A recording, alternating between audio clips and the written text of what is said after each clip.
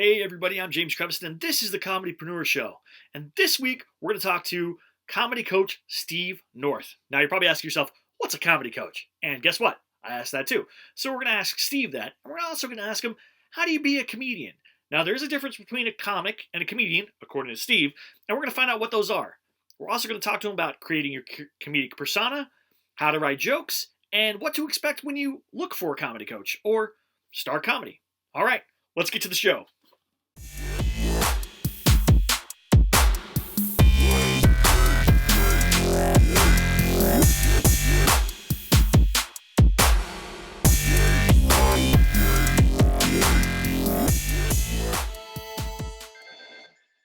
All right, so today we have Mr. Steve North. He is a comedy coach, and we're going to ask him a lot of questions about being a comedy coach and what that entails. So, Steve. Oh boy. Yeah. All right. So, what does a comedy coach do? Can you kind of give us an idea of how you got started as a comedy coach and what a comedy coach does? That's a big question people want to know. Wow. Well, and somewhere around 1994 or something like that, Barb and I, my partner Barb, who I'm married to, we do a lot of TV shows and stuff. We were literally in between shows. And I was kind of, we'd be working for 14 hours a day and then have nothing to do for 5 months. Wow. So I literally went to this woman, and I've never been able to find her since. She called herself the Ideal Lady, and I went to see her, and she suggested that I be a comedy coach, and there was no such thing back then. So I started with a little ad in Variety and the Hollywood Reporter, a little 1-inch ad, call Steve North a comedy coach, and a few people called, and then more people called, and it's been an amazing thing since then. It's been 20 years or something. And it grew from there. And the purpose of it was to smooth out the times where I wasn't working, but it's become like my thing, a full-time thing now. And what does that mean when you say you're a comedy coach? Like, what does that entail? Because you hear people be like, I'm a comedy teacher, I'm a comedy instructor, I'm whatever. What is a comedy coach? Because that sounds more professional, or more like, like you have coaches for like football teams and baseball teams, sports or whatever. But a comedy coach doesn't sound like, it's like, we're not a sport. We're not sports players. I mean, we try to be professionals, but what does that mean? Right.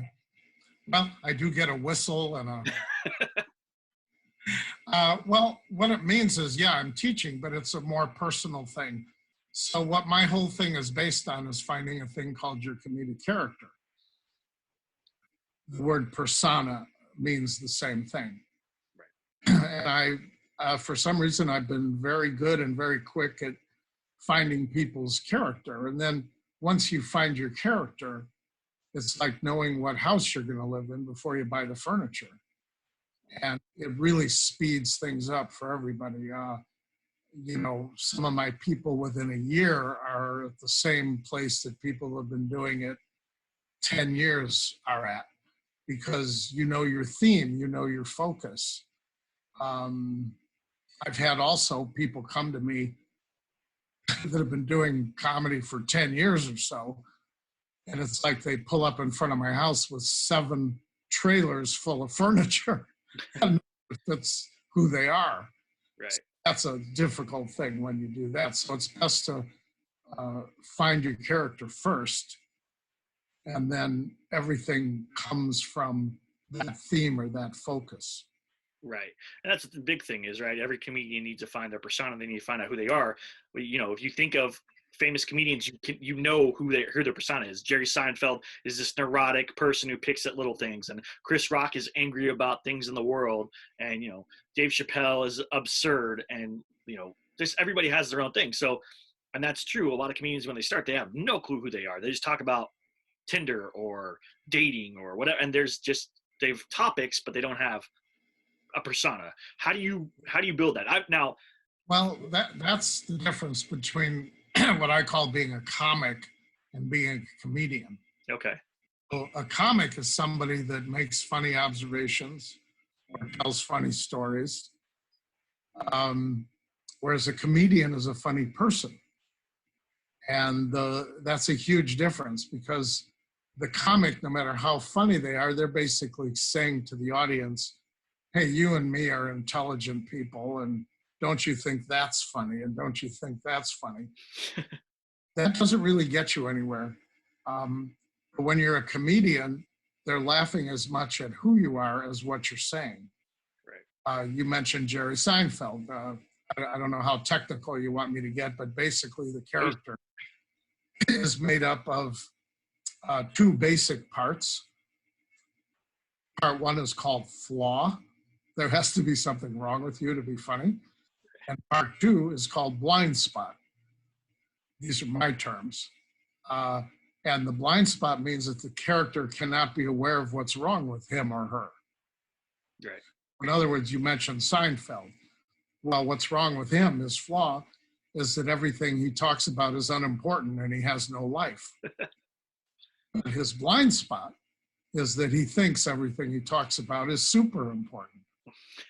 Yeah. And that's the sort of relationship between flaw and blind spot. So the most important thing for people to do, whether they're just starting in comedy or whether they've been doing it, is to get in touch with their flaw and their blind spot and their persona.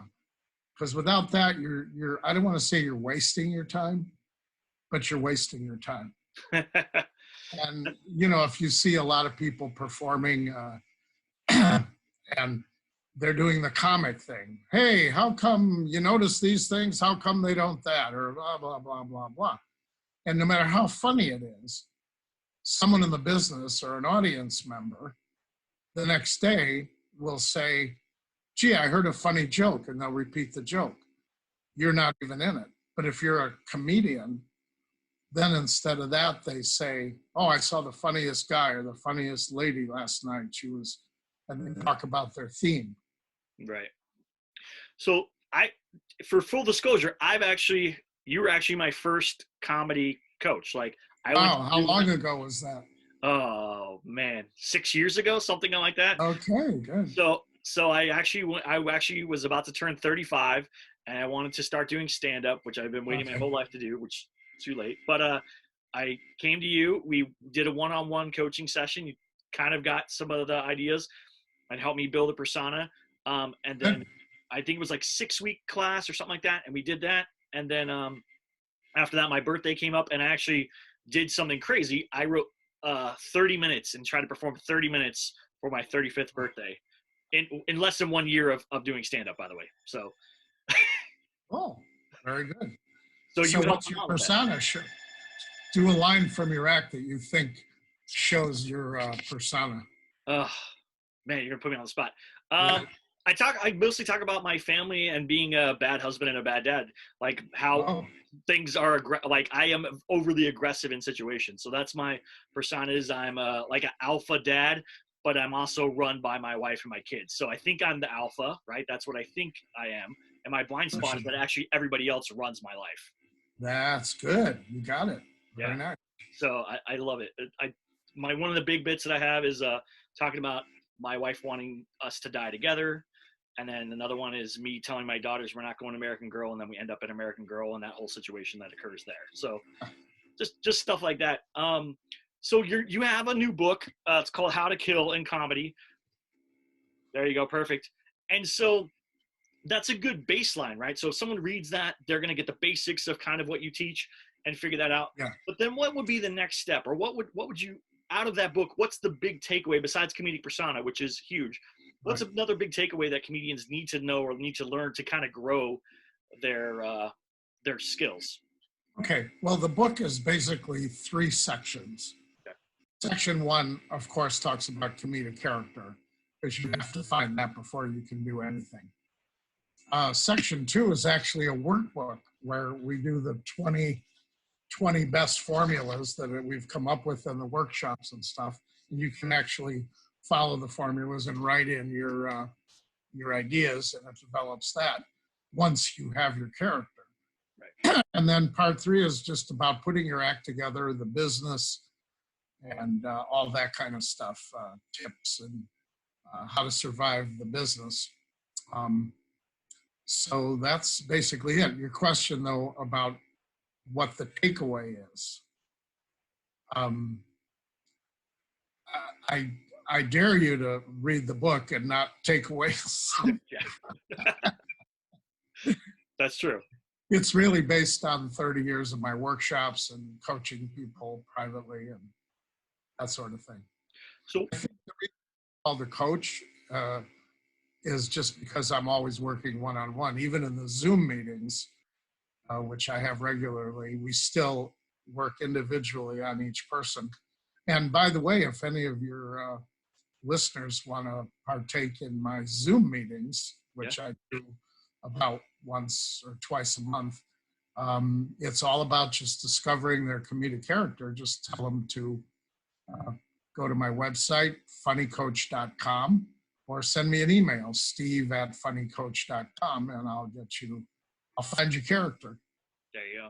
And so when you're coaching somebody on that, what steps do you take them through to find their comedic character, and how long does that usually take? Because some people are stubborn, some people just don't have a clue of what they're doing.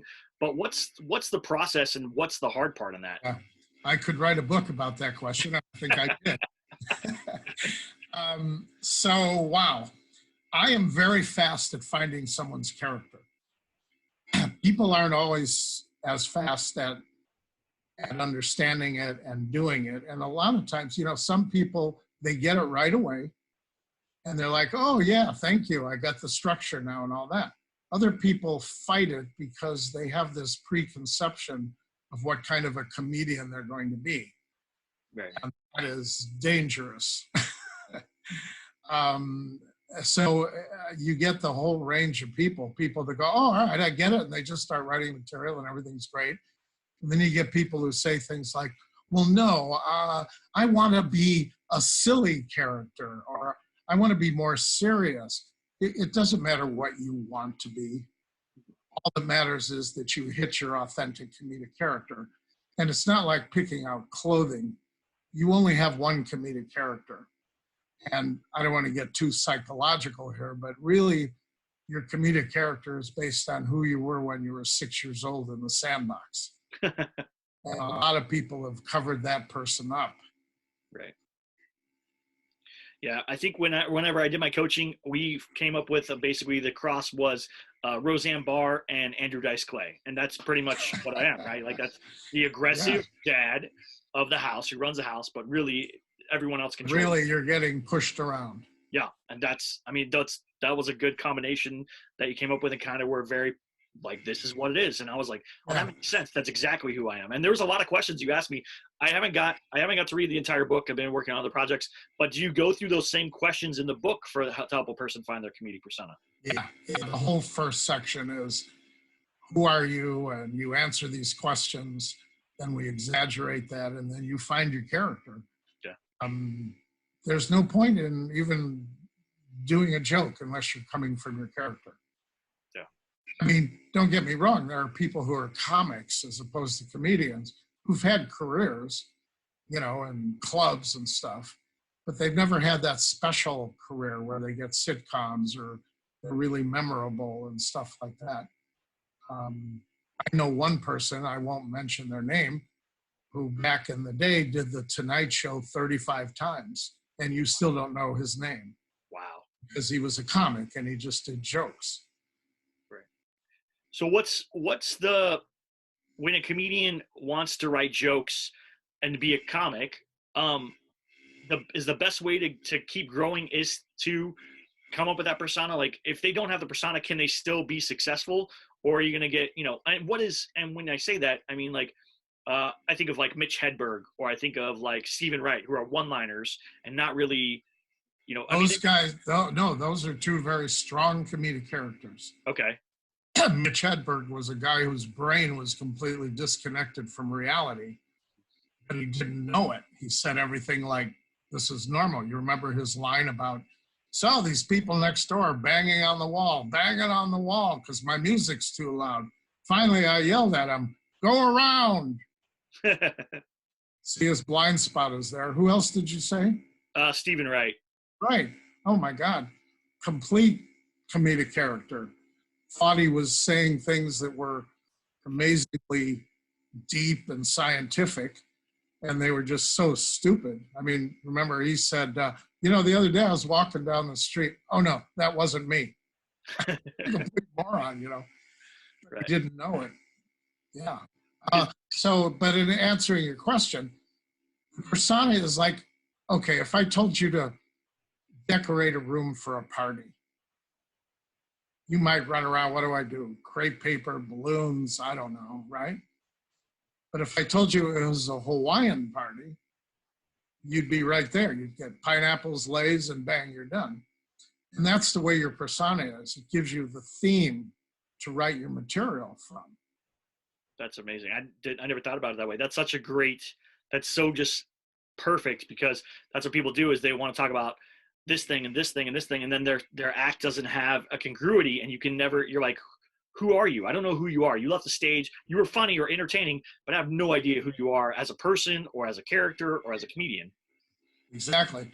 And the truth is, a comic as opposed to a comedian, no matter how funny they are, you could take their piece of material and give it to the next performer, and they would get exactly the same laugh. Now, go on. No, go ahead. Well, a comedian is the opposite. If if a comedian tried to do a Stephen Wright line, like the other day I was walking down the street, no, that wasn't me, people would throw things at him. So not funny, because it just matches who he is. Right. Now, the other thing I was going to ask you is, when it comes to writing jokes, does that differ based on your comedic persona, or does a joke structure and style work for every kind of persona? Yeah. You always have to get it in character. Some of the formulas, like in the book and stuff, you can come up with jokes, but then you have to add your blind spot and get it in character. Other formulas already come from the character, like Formula 1, 2, and 3. You talk about your flaw, your blind spot, and write from there, and then it obviously is going to fit into your character. Jokes like the switch formula, you come up with it, but then you have to get it into your character. Right. So that's a lame answer to your question. I could do right now.